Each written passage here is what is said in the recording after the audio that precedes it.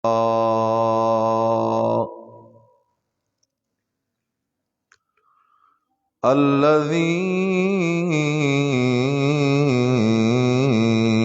هم خلاصة العرب العربا وخير الخلائق بعد الأنبياء.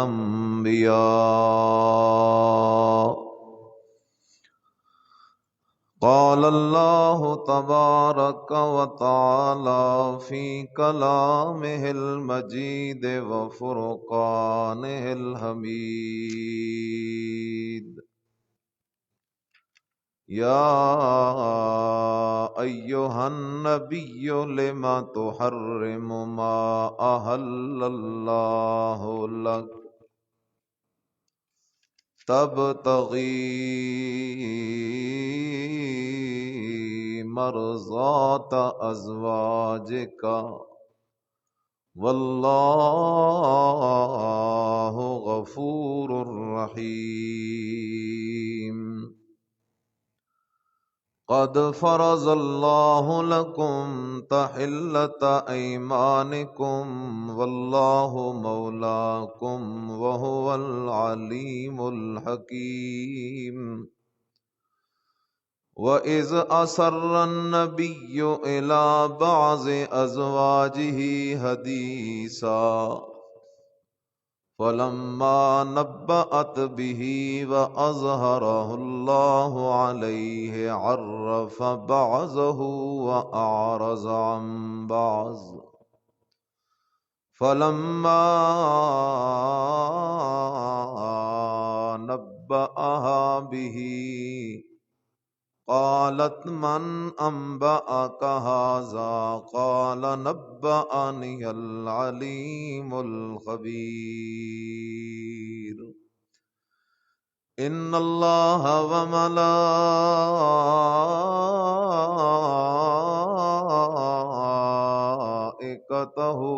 يصلون على النبي يا أيها الذين آمنوا صلوا عليه وسلموا تسليما.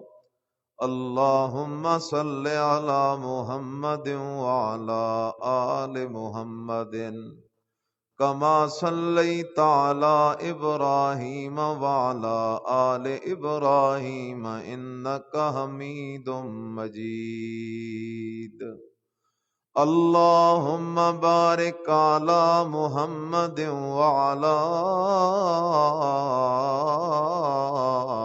آل محمد كما باركت على إبراهيم وعلى آل إبراهيم إنك حميد مجيد.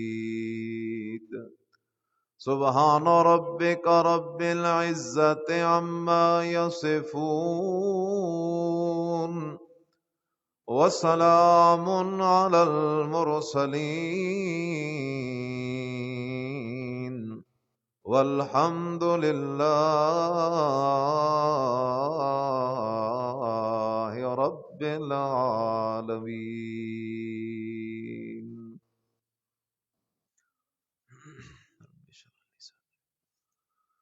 ويسر لي أمري واحلل عقدة من لساني.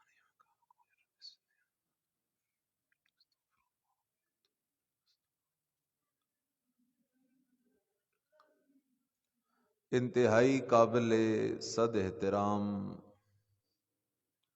مسلمان دوستوں، بھائیوں، بزرگوں، میں نے آپ کی خدمت میں سورہ تحریم پارہ 28 کی ابتدائی چند آیات طیبات تلاوت کی ہیں۔ رب ذوالجلال کے دربار ذی جلال با کمال لازوال میں دعا ہے کہ رب تعالی مجھے زندگی کی آخری سانس تک حق بات کہنے اور ہم سب کو حق پر چل کے زندگی گزارنے کی توفیق نصیب فرمائے۔ ایک وقت وہ تھا جب مسلمان تعداد میں تھوڑے تھے، لیکن کفار پر مسلمانوں کا رعب ایسے چھایا ہوا تھا جیسے جنگل کے اندر شیر کا رعب اور دبدبا ہوتا ہے۔ مسلمان 313 تھے اور مقابلے میں کفار کا 1000 سے زائد لشکر جرار، لیکن اللہ نے مسلمانوں کو غلبہ دیا، مسلمانوں کو فتح دی اور مسلمانوں کا رعب بیٹھ گیا کفار کے دلوں میں۔ یہی سلسلہ چلتا رہا۔ مسلمان اکثر الا ماشاء اللہ ایک مارکہ ایسا ہے جہاں مسلمانوں کی تعداد زیادہ ہے،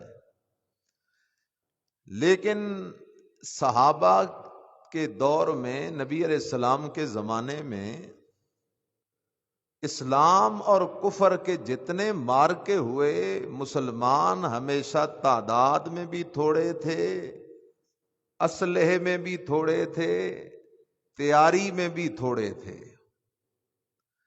لیکن اس کے باوجود کفار کی حالت یہ تھی کہ اسلامی لشکر جس علاقے میں قدم رکھتے تھے، کفار اپنا بوری بستر پہلے گول کر کے وہاں سے نکل جاتے تھے۔ لیکن اب سوال یہ ہے کہ آج مسلمان تھوڑے نہیں اربوں میں ہیں۔ اگر مذہبی اعتبار سے تعداد کو شمار کیا جائے تو شاید مسلمان سب سے زیادہ اکثریت میں ہے۔ مسلمان اربوں میں ہیں۔ اسلام، قرآن، نماز، روزہ، زکوٰۃ، حج، خیرات، داڑھی، سنت، واجبات وغیرہ کا بھی بڑا زور ہے، لیکن اس کے باوجود مسلمان اتنے کمزور ہو گئے، اتنے بے بس ہو گئے، اتنے لاچار ہو گئے کہ فلسطین کے اندر مسلمانوں کے بے یار و مددگار بھائی شہید کیے جا رہے ہیں۔ کسی بھی مسلمان حکمران کے اندر کوئی غیرت جاگ، آخر اس کی وجہ کیا ہے؟ اس زمانے کے مسلمان بھی تو 2 ہاتھوں والے تھے، 2 پاؤں والے تھے، قرآن پڑھنے والے تھے، اللہ کے رسول کو ماننے والے تھے، یہی 5 وقات کی نماز پڑھنے والے تھے۔ حدیث میں بھی نبی علیہ الصلوۃ والسلام نے فرمایا ایک وقت آئے گا کہ مسلمان بالکل مغلوب ہو جائیں گے۔ صحابہ بڑے دکھی ہوئے، فرمایا حضرت کیا وجہ ہے، کیوں مسلمان مغلوب ہوں گے، کیا اتنے تھوڑے ہو جائیں گے؟ فرمایا نہیں، تھوڑے نہیں ہوں گے، دریا کی جھاگ سے بھی زیادہ ہوں گے، لیکن وہ اس منہج اور اس مشن اور اس طریق کو چھوڑ دیں گے جو طریق اللہ کے رسول نے اپنے صحابہ کو دکھایا تھا۔ فرق کیا ہے؟ بنیاد کیا ہے؟ بنیاد یہ ہے کہ صحابہ پر قرآن کا رنگ چڑھا ہوا تھا، اس لیے انہیں اس بات کی سمجھ تھی کہ ساری دنیا کے کفار بھی ہمارے مقابلے میں آ جائیں، ہم تعداد میں بھی تھوڑے ہوں، اسلحے میں بھی تھوڑے ہوں، تب بھی ہم طاقتور ہیں، اس لیے کہ اللہ کی مدد ہمارے ساتھ ہے۔ مسلمانوں کی تربیت ہوئی تھی قرآن سے، اور آج امت مسلمہ جو اتنی ذلیل، خوار اور رسوا ہو رہی ہے، اس کی وجہ یہ ہے کہ امت مسلمہ نے قرآن کو چھوڑا دیا ہے۔ آج حال یہ ہے، عوام الناس کو تو چھوڑو، علماء کرام میں بھی اکثریتی طبقہ وہ ہے جن کو قرآن کا لفظی ترجمہ نہیں آتا۔ اصل امت مسلمہ کے انحطاط کی وجہ اللہ کے قرآن سے دوری ہے۔ نہ قرآن بیان ہو، نہ لوگوں پہ قرآن کا رنگ چڑھے، نہ دل کے اندر ایمان کا وہ درخت تنا آور بن کے دل میں غیرت ایمانی پیدا کرے۔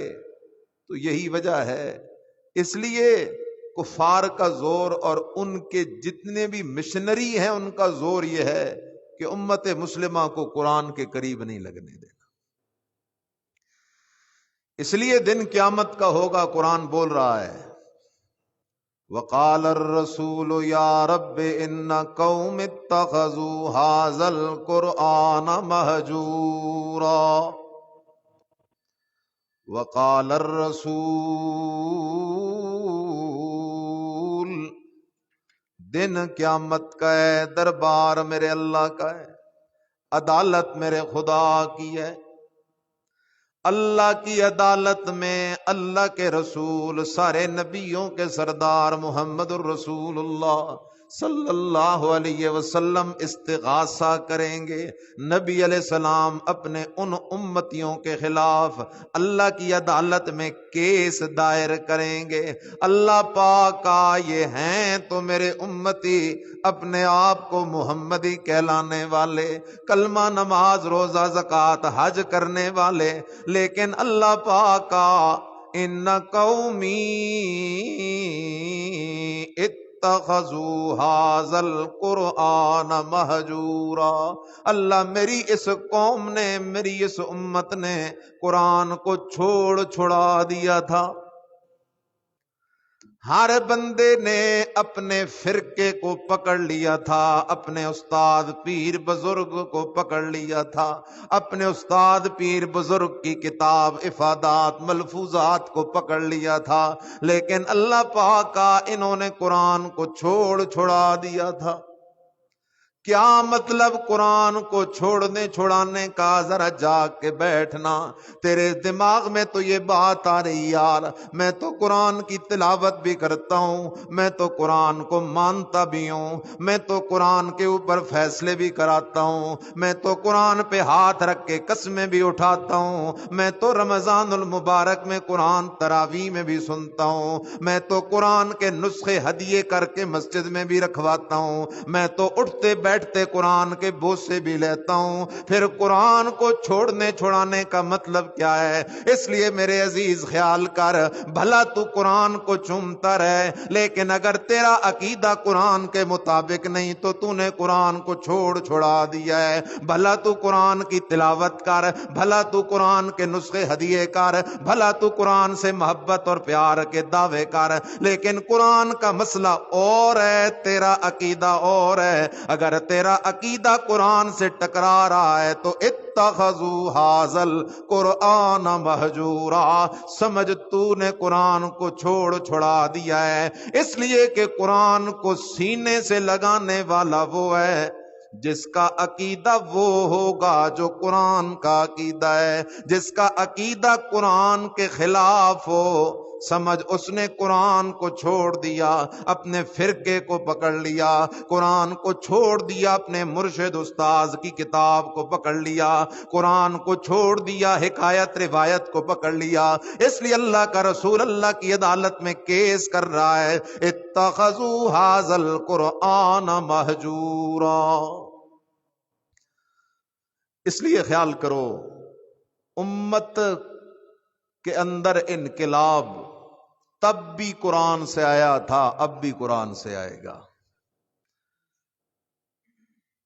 اور جب تک امت قرآن کی طرف نہیں لوٹتی اس وقت تک مسئلہ حل نہیں ہوگا۔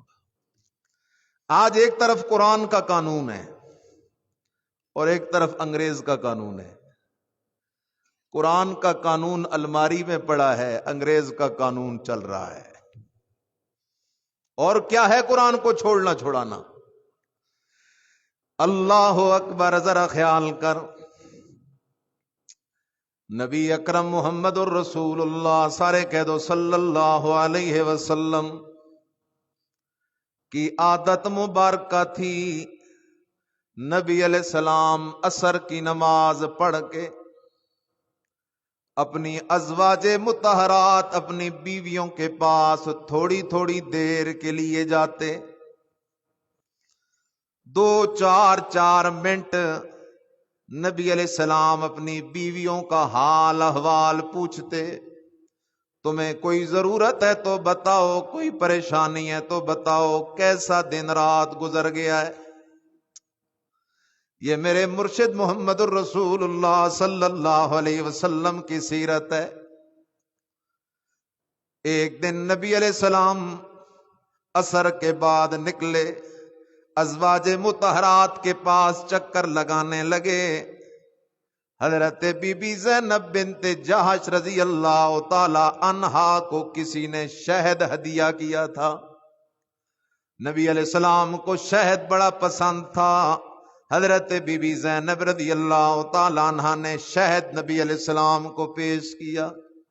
نبی علیہ السلام وہاں شہد پینے بیٹھ گئے، اور شہد پیتے پیتے کچھ زیادہ دیر بی بی زینب کے پاس گزر گئی۔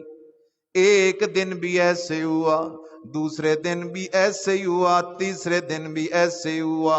آخر باقی ازواج مطہرات خصوصاً بی بی سیدہ عائشہ صدیقہ رضی اللہ تعالی عنہا، بی بی سیدہ حفصہ رضی اللہ تعالی عنہا، ان کو یہ بات برداشت نہ ہوئی۔ کیسے برداشت ہو؟ آج کی بیوی اپنے خاوند کی اتنی وفادار ہوتی ہے کہ وہ اپنے خاوند کی نظر کسی اور طرف جائے برداشت نہیں کرتی۔ یہاں تو کائنات کا سردار محمد الرسول اللہ صلی اللہ علیہ وسلم ہے، جس جیسا خاوند اللہ نے اس دنیا میں بھیجا ہی کوئی نہیں، اس لیے ازواج مطہرات میں مقابلہ لگا رہتا تھا۔ ہر بیوی کی چاہت ہوتی تھی نبی علیہ السلام میرے پاس زیادہ وقت گزاریں، نبی علیہ السلام میرے پاس کھانا کھا لیں، نبی علیہ السلام میرے پاس آ کے بیٹھ جائیں۔ حتیٰ کہ ایک دن حدیث میں آتا ہے نبی علیہ السلام بی بی سیدہ عائشہ صدیقہ رضی اللہ تعالی عنہا کے گھر بیٹھے ہوئے تھے، کھانا حضرت عائشہ صدیقہ کے گھر کھانا تھا، ادھر سے بی بی زینب نے پیالے کے اندر کھانا دے کے اپنے نوکر سے کہا، غلام سے کہا، یہ کھانا لے جا، میرے سرتاج کو یہ کھانا دے دے۔ جیسے ہی وہ نوکر وہ غلام کھانا لے کے بی بی عائشہ صدیقہ رضی اللہ تعالی عنہا کے گھر آیا، نبی علیہ السلام کے سامنے وہ کھانا پیش کیا، ادھر سے نظر بی بی عائشہ صدیقہ رضی اللہ تعالی عنہا کی پڑی، ایک دم غصہ ہو گئی، جا کے اس غلام کے ہاتھ پہ یوں تھپڑ جو مارا، وہ برتن زمین پہ گر گیا، ٹوٹ گیا، کھانا بھی گر گیا۔ ایک دن نبی علیہ السلام نے اس غلام سے فرمایا، اے غلام، تیری ماں کو غیرت آ گئی ہے کہ اس کے گھر میں ہوتے ہوئے بی بی زینب کیسے کھانا بیچ سکتی ہے؟ ایک دم نبی علیہ السلام نے فرمایا، عائشہ ٹھیک ہے، تیرا مطالبہ تو ٹھیک ہے، جب میں تیرے گھر میں ہوں تو کھانا بھی تیرا کھاؤں گا، لیکن برتن توڑ کے تو نے زیادتی کی ہے، اس لیے اپنے گھر کا ایک نیا برتن لے آ۔ وہ نیا برتن، اس میں کھانا ڈال کے نبی علیہ السلام نے واپس بی بی زینب رضی اللہ تعالی عنہا کو بھیج دیا۔ ازواج مطہرات میں یہ مقابلہ لگا رہتا تھا، اس لیے نبی علیہ السلام نے جیسے ہی بی بی زینب بنت جہش رضی اللہ تعالی عنہا کے گھر شہد پینا شروع کیا تو بی بی حفصہ اور بی بی عائشہ صدیقہ رضی اللہ تعالی عنہما کو یہ بات برداشت نہ ہوئی۔ خیال کر، حدیث میں لفظ ہیں، بخاری شریف میں الفاظ ہیں، حضرت بی بی عائشہ رضی اللہ تعالی عنہ فرماتی ہیں کہ میں نے اور حفصہ نے مشورہ کیا، میں نے اور حفصہ نے کیا کیا؟ مشورہ کیا، وہ مشورہ کیا ہے؟ حضرت بی بی عائشہ صدیقہ رضی اللہ تعالیٰ عنہ فرماتی ہیں میں نے بی بی حفصہ سے کہا ہے حفصہ بات تو آگے نکل رہی ہے، کہیں نبی علیہ السلام پکی روٹی نہیں نہ بنا لیں، اس لیے کچھ نہ کچھ تو کرنا پڑے گا۔ عائشہ بتا کیا کرنا ہوگا؟ فرمایا بی بی حفصہ اس طرح کرنا، اگر نبی علیہ الصلوۃ والسلام تیرے پاس تشریف لے آئیں تو نبی علیہ الصلوۃ والسلام سے کہنا اللہ کے رسول آج تو آپ کے منہ مبارک سے مغافیر کی بدبو آ رہی ہے، آج تو آپ کے منہ مبارک سے مغافیر کی بدبو آ رہی ہے۔ اور نبی علیہ السلام کو بدبو سے بڑی نفرت تھی۔ نبی علیہ السلام تجھ سے ضرور پوچھیں گے کہ کیوں آ رہی ہے، تو کہہ دینا اللہ کے رسول آپ نے کوئی ایسی چیز کھائی ہوگی۔ آپ علیہ السلام نے فرمایا حفصہ میں نے اور تو کوئی چیز نہیں کھائی، میں نے زینب کے پاس شہد پیا ہے۔ تو حفصہ تو فوراً کہہ دینا اللہ کے رسول لگتا ہے وہ شہد کی مکھی جا کے بیٹھی ہوگی مغافیر پر، اور مغافیر سے اس نے رس چوسا ہوگا اور اس رس کا اس نے شہد بنایا ہوگا، اس لیے لگتا ہے اس شہد کے اندر بھی بدبو آ گئی ہے۔ القصہ القصہ القصہ اسی طرح ہوا، لیکن یہاں ٹھہر جا، مسئلہ سمجھ کے آگے جا، ذرا بیدار ہو میرا عزیز تاکہ عقیدہ قرآن کے مطابق بن جائے۔ ام المومنین سیدہ عائشہ صدیقہ، ام المومنین سیدہ حفصہ رضی اللہ تعالی عنہما ایک صدیق اکبر کی بیٹی ہے، دوسری فاروق اعظم کی بیٹی ہے۔ کون عائشہ صدیقہ جس کے تذکرے اللہ کا قرآن کرتا ہے، کون عائشہ صدیقہ جس کی صفائی کی گواہیاں خود میرا اللہ دیتا ہے۔ خیال کرو یہ دونوں بیٹھ کے مشورے کر رہی ہیں، اگر ان دونوں ازواج مطہرات کا عقیدہ ہوتا ہمارے خاوند امام الانبیاء علیہ السلام غیب دان ہیں، حاضر و ناظر ہیں، دلوں کے حال جاننے والے ہیں، تو یہ دونوں مائیں کبھی بھی بیٹھ کے یہ مشورہ نہ کرتی۔ ایک اور حوالہ بھی اپنے دل میں محفوظ کر، یوسف کے 10 جوان بھائی بیٹھے ہیں مشورہ کر رہے ہیں یار یوسف سے کیسے جان چھڑائیں، ہر وقت بابا یوسف یوسف یوسف یوسف کرتا رہتا ہے، یوسف سے جان کیسے چھڑائیں۔ ایک بھائی کہتا ہے یار اقتلوا یوسفا، یوسف کو قتل کر دو، دوسرا کہتا ہے یار نا یوسف جیسا حسین شہزادہ قتل کے لائق نہیں ہے، کسی ویران کنویں میں یوسف کو ڈال دیتے ہیں۔ بڑا بھائی یہوذا کہتا ہے او بھائیو تمہیں ہو کیا گیا ہے، یوسف تو ہمارا بھائی ہے، بھائیوں سے بھی کوئی ایسے کرتا ہے، او یوسف کو کچھ نہ کہو کچھ نہ کہو کچھ نہ کہو کچھ نہ کہو۔ لیکن باقی بھائی تیار کوئی نہ ہوئے، فیصلہ ہو گیا کسی طرح یوسف کو ابا سے اجازت لے کے جنگل کی طرف لے جائیں گے،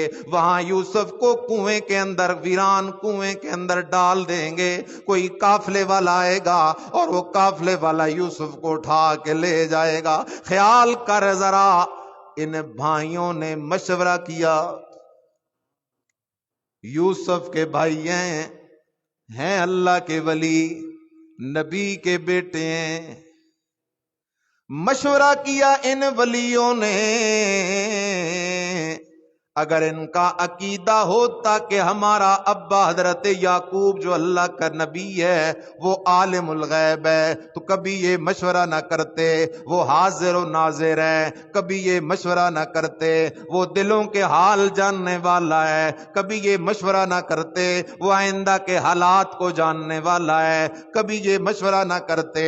لوٹ آپ نے سبق پر مشورہ ہو گیا دو ماؤں کے درمیان، حضرت بی بی حفصہ رضی اللہ تعالیٰ عنہ فرماتی ہیں نبی علیہ السلام میرے گھر آ گئے، میرے گھر جو نبی علیہ السلام تشریف لائے تو میں نے نبی علیہ السلام سے کہا حضرت آج آپ کے منہ مبارک سے بدبو آ رہی ہے۔ آپ علیہ السلام نے فرمایا میں نے تو زینب کے پاس شہد کھایا ہے۔ فوراً حضرت بی بی حفصہ رضی اللہ تعالی عنہا نے فرمایا حضرت لگتا ہے وہ شہد والی مکھی مغافیر پہ بیٹھی ہوگی۔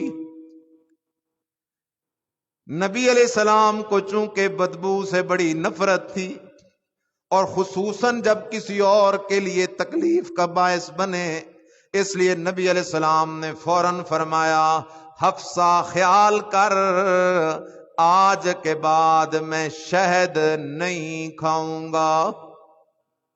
حفصہ آج کے بعد میں شہد نہیں کھاؤں گا، لیکن خیال کرنا حفصہ یہ بات کسی اور کو بتانی نہیں ہے، زینب ناراض ہو جائے گی۔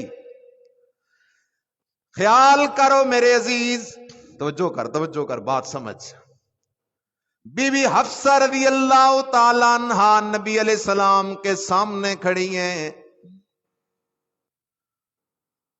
بی بی حفصہ کی زبان پہ کچھ اور ہے، دل میں کچھ اور ہے۔ بی بی حفصہ رضی اللہ تعالی عنہا کی زبان پہ تو یہ ہے حضرت آپ کے منہ مبارک سے بدبو آ رہی ہے، لیکن دل میں کچھ اور ہے۔ کسی طرح حضرت زینب کے پاس جانا چھوڑ دیں اور حضرت ہمارے پاس آنا شروع کر دیں، لیکن خیال کر کائنات کے سردار محمد الرسول اللہ صلی اللہ علیہ وسلم کو سامنے کھڑی اپنی بیوی کے دل کے حال کا پتہ نہیں چلا، اس لیے کہ قرآن کا اٹل مسئلہ ہے انہو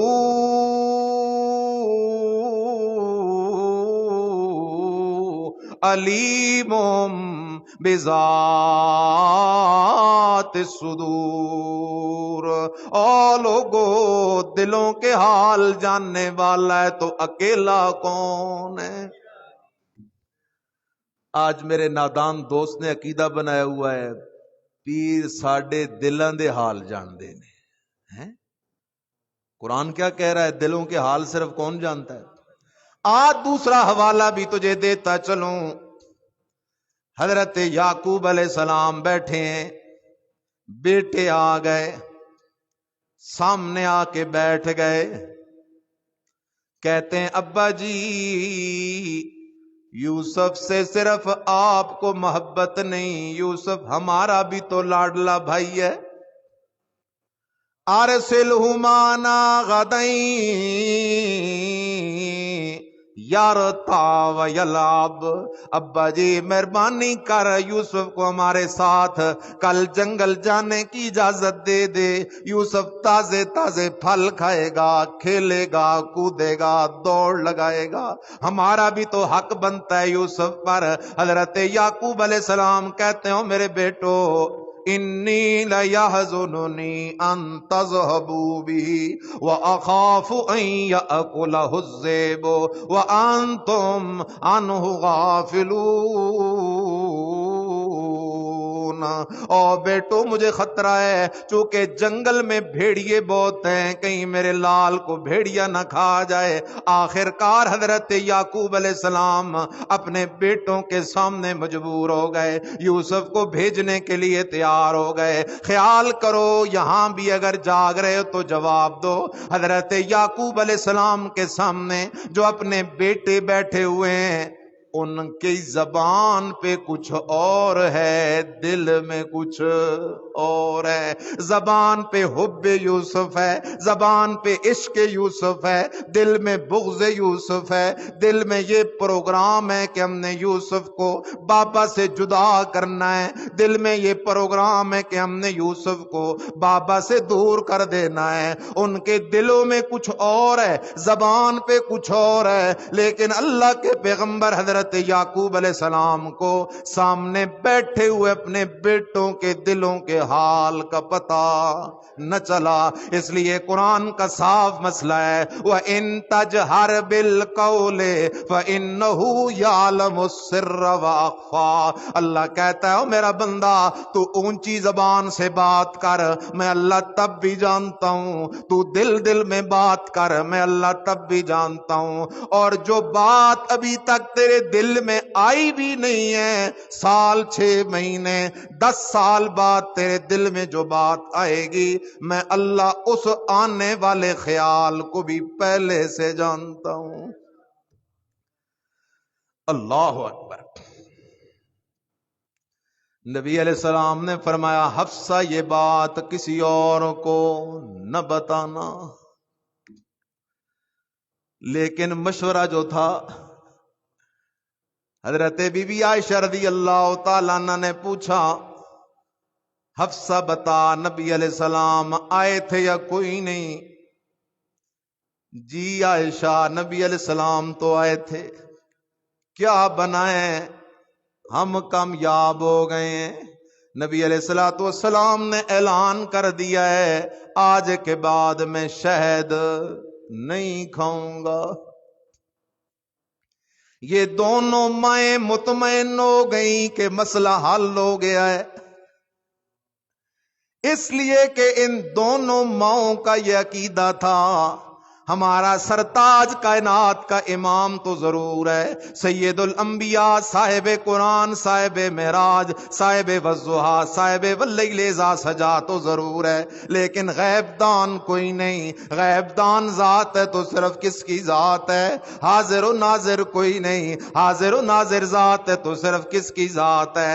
آئندہ کے حالات کو جاننے والا کوئی نہیں، آئندہ کے حالات کو جاننے والی ذات ہے تو صرف اور صرف کس کی ذات ہے؟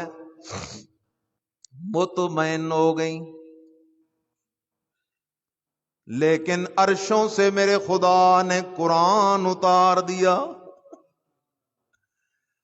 اللہ نے اپنے نبی کو بتلا دیا میرا پیغمبر مسئلہ وہ نہیں جو آپ سمجھتے ہیں، مسئلہ کچھ اور ہے۔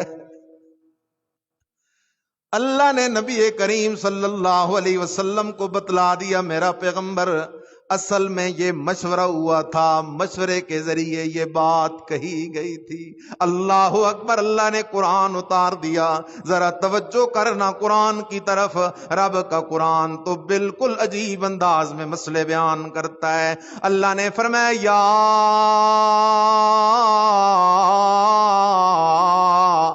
ایھا النبی لما تحرم ما احل اللہ لک تبتغی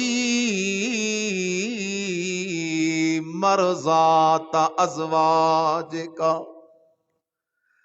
اللہ نے فرمایا یا ایھا النبی، اے میرے نبی، لما تحرم، لما تحرم، آپ کون ہوتے ہیں حرام کرنے والے؟ ما احل اللہ لک، جو چیز اللہ حلال کر دے۔ اے میرا پیغمبر آپ اس چیز کو حرام نہیں کر سکتے جسے حلال کون کر دے؟ تبتغی مرضات ازواجک، میرا پیغمبر کیا آپ اپنی بیویوں کی خوشی چاہتے ہیں؟ خیال کر میرا پیغمبر، واللہ غفور الرحیم۔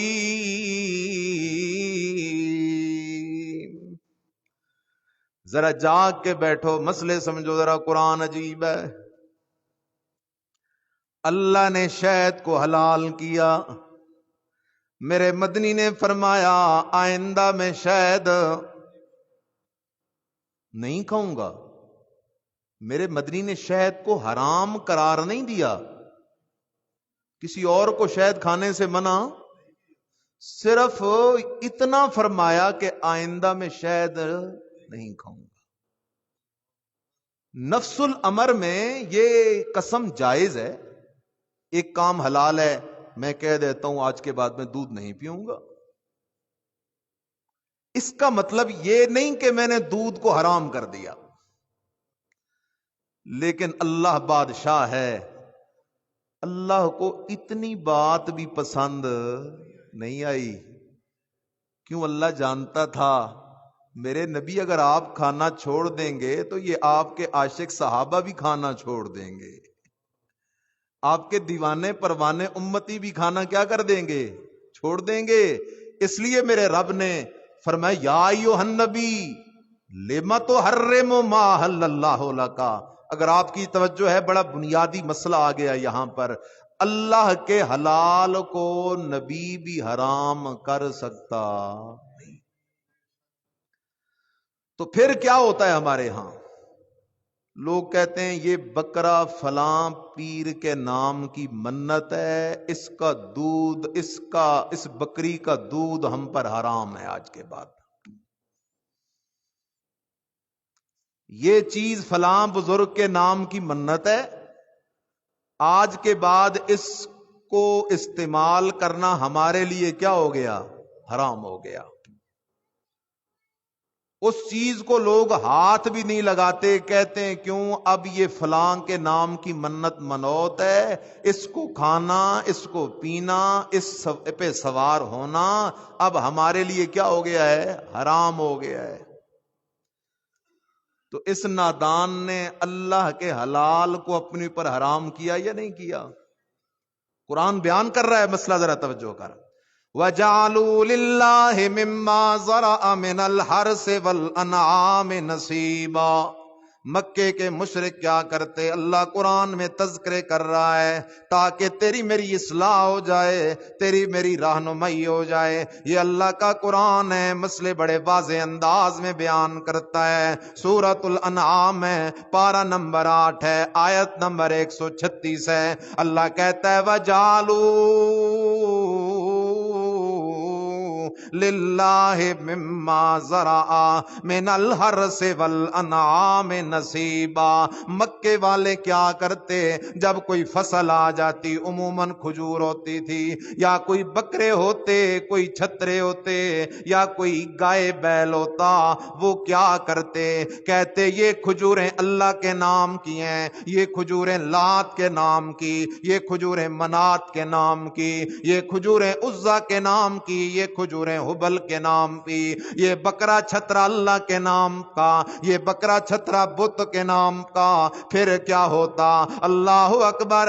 اگر اللہ کے نام کی کوئی چیز، اللہ کے حصے کی جو کھجوریں ہوتی تھیں، اگر ان کھجوروں میں سے کچھ کھجوریں بتوں کے کھاتے میں چلی جائیں، کہتے خیر ہے، اللہ کو کیا ضرورت ہے. لیکن اگر بتوں کے کھاتے سے کوئی چیز اللہ کی طرف چلی جائے، فوراً کہتے نا نا نا نا نا نا نا نا، بابے جی کی کانی لگ جائے گی، یہ بت ہمیں پکڑ لے گا، رات کو خواب میں آ جائے گا، چرپائی سے اٹھا کے زمین پہ پھینک دے گا، ہمارے سارے کام دھندے بند کروا دے گا.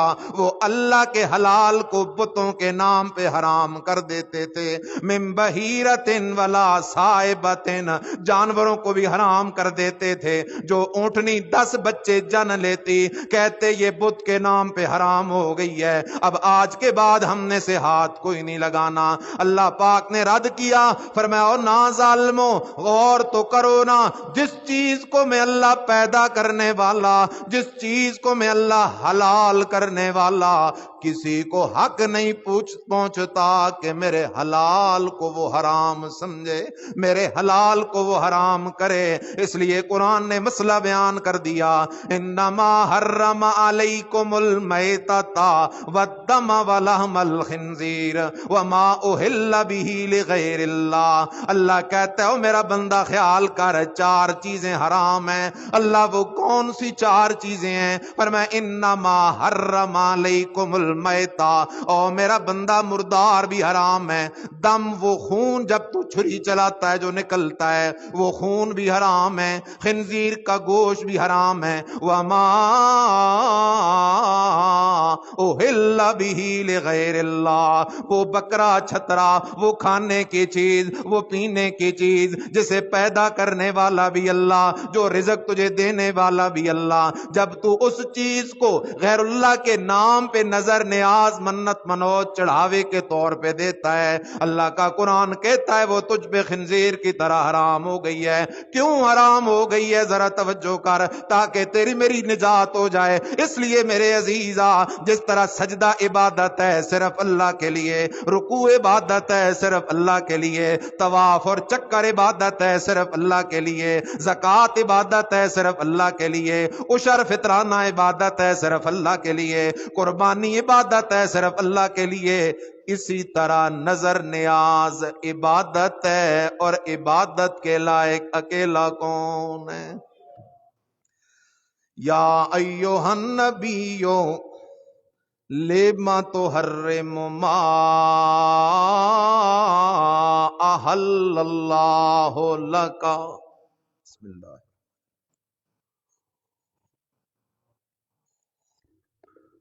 दूसरा मसला याद कर मेरे अजीज, जाग रहे हो? मेरे मुर्शिद ने फरमाया आइंदा में शायद नहीं खाऊंगा। अगर पहले से पता होता कि मैं कहूंगा नहीं खाऊंगा, अल्लाह कुरान उतार के पूछेगा मेरा पैगंबर आपने ये बात क्यों की है?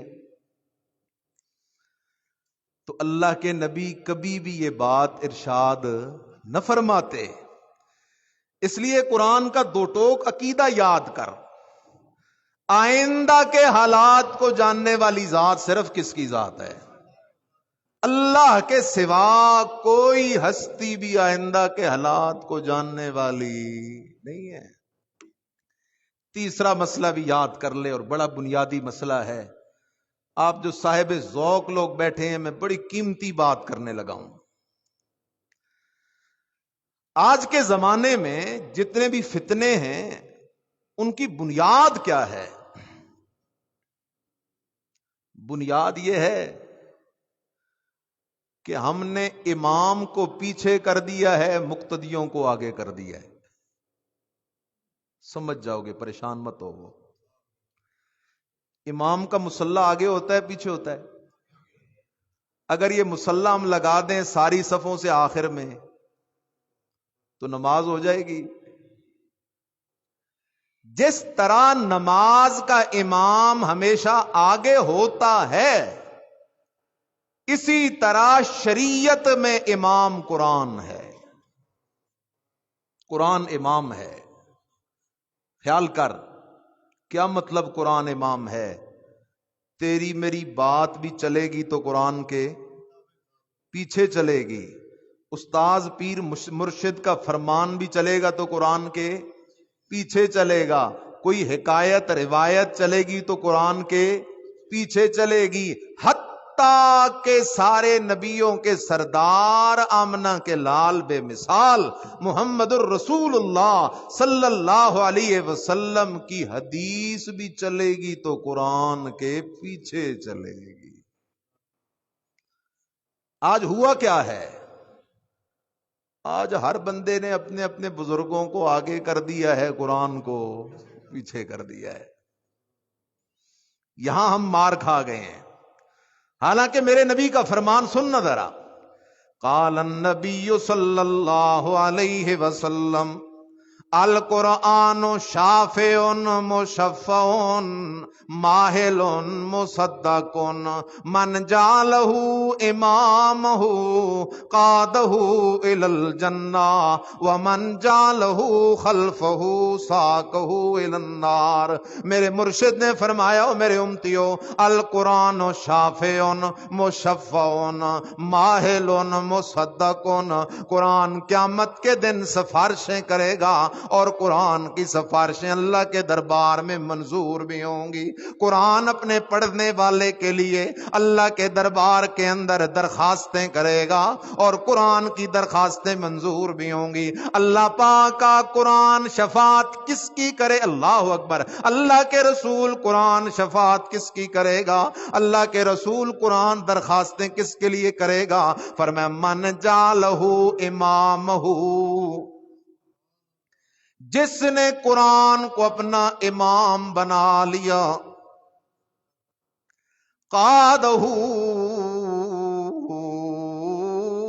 الی الجنہ، قرآن اس کو ہاتھ سے پکڑ کر جنت میں پہنچا کے رہے گا۔ قادہ الی الجنہ، اس جملے میں بڑی مٹھاس ہے، چونکہ جملہ میرے مرشد کی زبان سے جو نکلا ہے۔ میرے مرشد جو بولتے تھے، بولتے تھوڑے ہی تھے، پھول رولتے تھے، ہیرے اور نگینے رولتے تھے۔ قادہ الی الجنہ کا کیا مطلب ہے؟ قادہ الی الجنہ کا مطلب ہے جب کوئی مہمان خصوصی آ رہا ہوتا ہے اور لوگ اس کے آگے اس کو رستہ دکھا رہے ہوتے ہیں اور اس کی رہنمائی کر رہے ہوتے ہیں اور اسے اس کی جگہ پہ پہنچا کے رہتے ہیں۔ اللہ اکبر۔ میرے مرشد نے فرمایا قرآن کو اپنا امام بنا لے، جنت تک تیرے رستے قرآن صاف کر کے رکھ دے گا۔ وَمَنْ جَعَلَهُ خَلْفَهُ، اور جس نے قرآن کو پیچھے کر دیا، قرآن کو پیچھے کر دیا، خواب کو آگے کر دیا، حکایت کو آگے کر دیا، روایت کو آگے کر دیا، قرآن کو پیچھے کر دیا، ارے میری بات کیا بات ہوگی، کسی مولوی پیر کی بات کیا ہوگی؟ قرآن تو وہ کتاب ہے، سارے نبیوں کا امام، آمنہ کا لال بے مثال۔ جب قرآن کی باری آتی ہے تو قرآن امام بنتا ہے، میرا محمد قرآن کا مقتدی بنتا ہے۔ اسی جگہ میں غور کرو، میرے مرشد نے فرمایا آج کے بعد میں شہد نہیں کھاؤں گا، یہ میرے مرشد کی حدیث ہے۔ ادھر سے اللہ نے فرمایا میرا پیغمبر آپ کون ہوتے ہیں آرام کرنے والے؟ تو اللہ کے رسول فوراً کس کی طرف گئے؟ قرآن کی طرف گئے۔ اس لیے جاگ، حدیث پہ ایمان مسلمان ہونے کے لیے لازم ہے۔ جس طرح قرآن کا منکر مسلمان نہیں رہ سکتا، حدیث کا منکر بھی مسلمان نہیں رہ سکتا۔ لیکن قانون یاد کر، حدیث میرے نبی کی وہ حدیث ہوتی ہے جو قرآن سے نہیں ٹکرائے گی، جو قرآن سے، چل مثال دے دیتا ہوں، زبان زد عام ہے، یہ گھڑی اس کے ساتھ ملی ہوئی آگے تو نہیں ہے، ذرا دیکھو، اچھا جی، زبان زد عام ہے لوگوں کے حدیث کہ نبی علیہ السلام نے فرمایا لولا کلمہ خلقت الافلاک، اے میرے نبی اگر آپ نہ ہوتے تو میں دنیا بناتا ہی کوئی نہیں۔ کہتے ہیں مقصد تخلیق کائنات نبی اکرم صلی اللہ علیہ وسلم ہے۔ یہ پرانی بات چلتی آ رہی تھی۔ یہودی کہتے تھے اگر حضرت عزیر نہ ہوتے تو دنیا نہ ہوتی، عیسائیوں نے کہا حضرت عیسیٰ نہ ہوتے تو دنیا نہ ہوتی، ہمارے بھائیوں نے کہا چلو بھائی لولا کلمہ خلقت الافلاک۔ اب یہ جھوٹی بات لوگوں نے میرے مدنی کی طرف منسوب کی۔ دوسری طرف قرآن کا فیصلہ سن، قرآن کیا کہتا ہے؟ یہ میرے سامنے سورہ طلاق ہے، میرے عزیز، سورہ طلاق کی بالکل آخری آیت ہے۔ اللہ الذی خلق سبع سماوات وَمِنَ الْأَرْضِ مِثْلَهُنَّ يَتَنَزَّلُ الْأَمْرُ بَيْنَهُنَّ لِتَعْلَمُوا أَنَّ اللَّهَ عَلَى كُلِّ شَيْءٍ قَدِيرٌ وَأَنَّ اللَّهَ قَدْ أَحَاطَ بِكُلِّ شَيْءٍ عِلْمًا۔ اللہ قرآن میں اعلان کر رہے ہو میرے بندو سنو تو صحیح نا، میں اللہ نے زمین و آسمان کو کیوں بنایا ہے؟ آؤ میں تمہیں بتاتا ہوں۔ اللہ بتانا، فرمایا اللہ الذی خلق سبع سماوات، اللہ وہ ذات ہے جس نے 7 آسمان بنائے بغیر ستونوں کے کھڑے کر دیے، ومن الارض مثلہن، 7 زمینیں بھی بچھا دی، اللہ اکبر، یتنزل الامر بینہن، زمینوں آسمانوں کو بنانے والا بھی اللہ، ان کے نظام کو چلانے والا بھی اللہ۔ اب سوال پیدا ہو رہا تھا، اللہ پاکا تو نے یہ دنیا کیوں بنائی ہے؟ لوگ تو کہتے ہیں عزیر علیہ السلام کے لیے بنائی، لوگ تو کہتے ہیں عیسیٰ علیہ السلام کے لیے بنائی، لوگ تو کہتے ہیں ہمارے پنجتن پاک کے لیے بنائی، لوگ تو کہتے ہیں آمنہ کے لال کے لیے بنائی۔ فرمایا نا میرا بندہ، یہ نبی میرے بڑے پیارے ہیں، یہ نبی میرے بڑے محبوب ہیں، لیکن دنیا کا یہ کارخانہ میں نے کسی نبی کی ذات کے لیے نہیں بنایا، کسی ولی کی شخصیت کے لیے نہیں بنایا۔ اللہ کیوں بنایا ہے؟ فرمایا میں نے دنیا بنائی ہے تمہیں اپنی توحید سمجھانے کے لیے، لِتَعْلَمُوا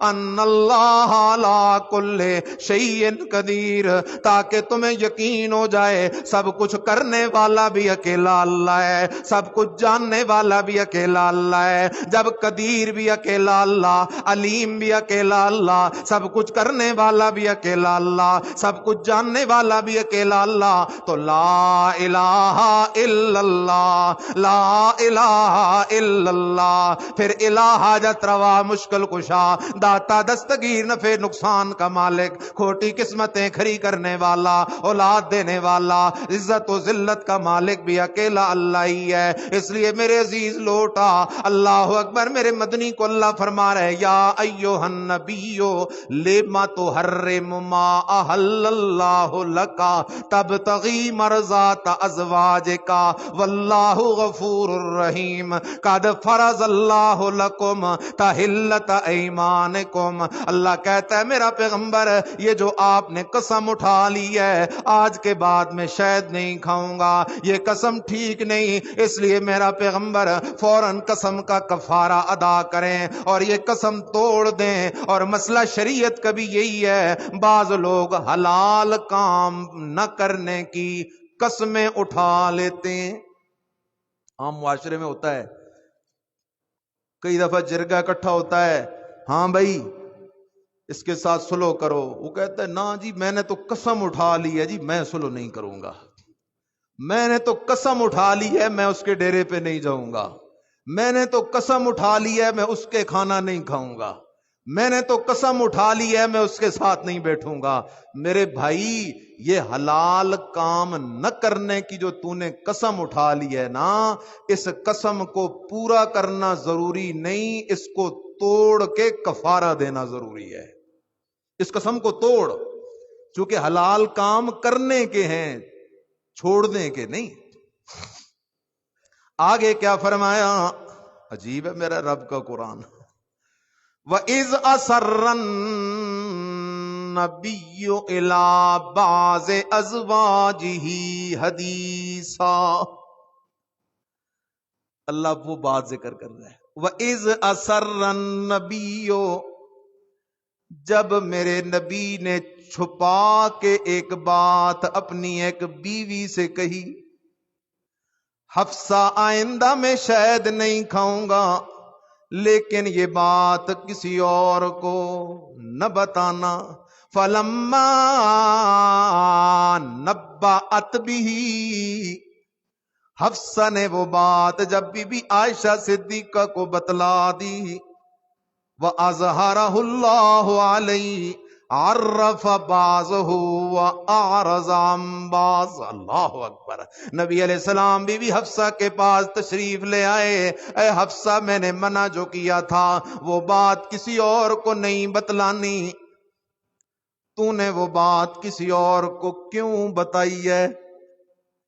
ایک دم بی بی سیدہ حفصہ کا ذہن گیا بی بی عائشہ صدیقہ کی طرف، میں نے تو یا بات صرف عائشہ صدیقہ کو بتائی ہے۔ اللہ اکبر، ذرا خیال کرنا، بڑا عجیب مقام آ گیا ہے۔ اللہ اکبر، ذہن میں بی بی حفصہ رضی اللہ تعالیٰ عنہ سوچ رہی ہیں یہ بات یا تو مجھے پتا تھی یا نبی علیہ السلام کو پتا تھی، یا میں نے یہ بات حضرت عائشہ صدیقہ کو بتائی ہے۔ لیکن پھر سوچتی ہیں عائشہ تو بات کی بڑی پکی ہے، زبان اور وعدے کی بڑی پکی ہے، اس لیے یہ بات بھی ذہن میں نہیں آ رہی کہ عائشہ نے یہ بات نبی علیہ السلام کو بتا دی ہوگی۔ ایک دم میرے نبی کی بیوی، سارے مومنوں کی ماں آمنہ کے لال، اپنے سرتاج محمد الرسول اللہ صلی اللہ علیہ وسلم سے سوال کرتی ہیں۔ اس سوال میں بڑے بڑے مسئلے حل ہو رہے ہیں۔ حضرت بی بی حفصہ کہتی ہیں اللہ کے رسول، میرے سرتاج حسینوں کے بادشاہ محمد الرسول اللہ صلی اللہ علیہ وسلم، من انبأک ھذا، من انبأک ھذا، یہ بات تو یا مجھے پتا ہے یا عائشہ کو پتا ہے، اور میں نے عائشہ سے کی ہے، اور یقیناً آپ کو تو عائشہ نے بتایا کوئی نہیں، ہم نے جو مشورے کیے، من انبأک ھذا، یہ ساری کارگزاری آپ کو کس نے بتا دی ہے؟ آپ کو اس سارے واقعے کا پتہ کیسے چل گیا ہے؟ ذرا جاگ کے بیٹھ میرے عزیز، عقیدہ سمجھ کے آگے چلا کر۔ اللہ اکبر، یہ نبی کی بیوی ہے، مومنوں کی ماں ہے، حضرت فاروق اعظم کی بیٹی ہے۔ عقیدہ کیا رکھ رہی ہے؟ اگر بی بی حفصہ کا عقیدہ یہ ہوتا کہ میرے سرتاج محمد الرسول اللہ صلی اللہ علیہ وسلم دلوں کے حال جاننے والے ہیں، میرے سرتاج محمد الرسول اللہ غیب دان ہیں، میرے سرتاج محمد الرسول اللہ حاضر و ناظر ہیں، اگر یہ عقیدہ ہوتا اماں حفصہ کا تو اماں حفصہ نبی علیہ السلام سے کبھی بھی یہ سوال نہ کرتی۔ سوال کر رہی ہیں من انبأک ھذا، میرے سرتاج محمد الرسول اللہ صلی اللہ علیہ وسلم، آپ کو یہ ساری خبریں دینے والا کون ہے؟ میرے مدنی نے فرمایا حفصہ، حفصہ نبانی العلیم الخبیر، مجھے خبریں دینے والا میرا اللہ ہے، العلیم، جو سب کچھ جاننے والا ہے، الخبیر، جو ہر بات کی خبریں رکھنے والا ہے۔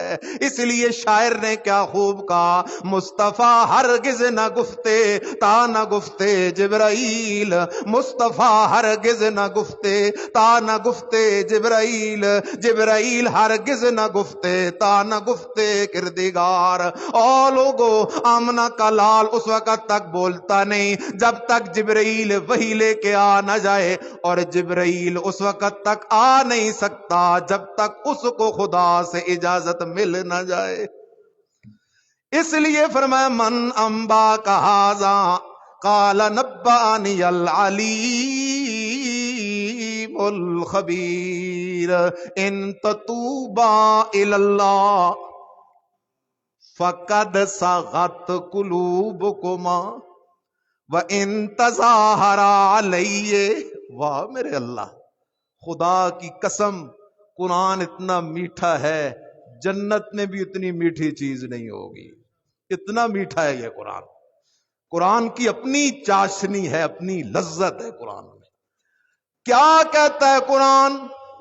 ان تتوبا الی اللہ، ہائے ہائے ہائے، اے میرے نبی کی دونوں بیویوں، اگر تم دونوں اپنے اس کام سے توبہ کر لو پھر تو ٹھیک ہے، لیکن اگر تم باز نہ آئیں، وَإِن تَظَاهَرَا عَلَيْهِ، اگر تم دونوں نے آئندہ بھی اسی طرح نبی کے مقابلے میں ایک دوسرے کی مدد کی، سن لو پھر میرا نبی اکیلا نہیں، فَإِنَّ اللَّهَ هُوَ مَوْلَاهُ وَجِبْرِيلُ وَصَالِحُ الْمُؤْمِنِينَ وَالْمَلَائِكَةُ بَعْدَ ذَلِكَ ظَهِيرٌ۔